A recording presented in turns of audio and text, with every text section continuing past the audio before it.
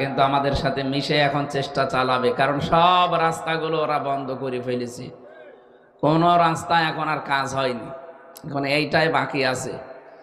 আশা করছি আমরা নিজেদের যে ঐক্য অন্তত তৈরি হয়ে গিয়েছিল, এটা যেন ফাটল না ধরে।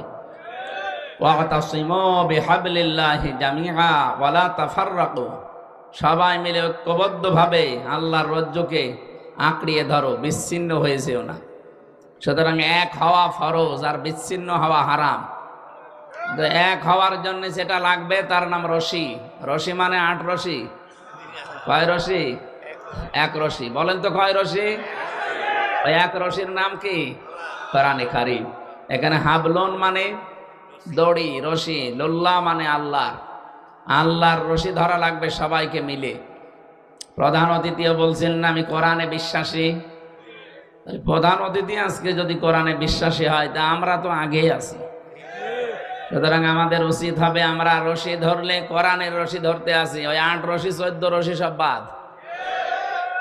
আমি একবার গিয়েছিলাম ওখানে, জোতা পায়ে দিয়ে চলে গেছি, আমারে ধমক দিয়েছে, আপনি আল্লাহর ওলির দরবারে জোতা পায়ে দিয়ে ঢোকেন, আপনার বিবেক আছে? আরে বাবা, ঠিক আছে, জুতা কোথায় রাখবো? বলছে ওখানে রেখে যান। যে হারিয়ে গেলে যাবে, তার মানে ও ওখান থেকে সরাবে না। অত পাগল এখনো আমি হয়নি, দরকার হয় জুতা বগলে নেব। নিয়ে গেলাম, মোনাজাত করলাম আল্লাহর কাছে, ভালো মানুষ হলে আল্লাহ মাফ করে দিও, আর যদি 2 নাম্বার হয়, চিটার বাটপার হয়, তুমি শাস্তি যা আছে আরো বাড়িয়ে দিও। কারণ মাজারে যা আমরা দেখি অধিকাংশগুলো তো কিছু নেই। সাইদি সাহেব বলতেন না যে ঘোড়া আসার মাজার, গাধা আসার মাজার। এই যে আমি আজকেও আসার সময় দেখলাম এক জায়গায় ফরিদপুর পার হওয়ার সময় লেখা আছে বিসমিল্লাহ সার মাজার। বিসমিল্লাহ আবার মাজার হয়? আর যত মাজার দেখবেন বাংলাদেশে, সে চট্টগ্রাম থেকে শুরু করে একেবারে সারা দেশ তো ঘুরছি, যেখানে মাজার দেখি সব বিশ্ব রোডের সাথে অথবা রেল স্টেশনের পাশে। মানে মানুষের আনাগোনা যেখানে বেশি সেখানে হঠাৎ মাজার বসায়। মানে এটা ব্যবসা ছাড়া কিচ্ছু না।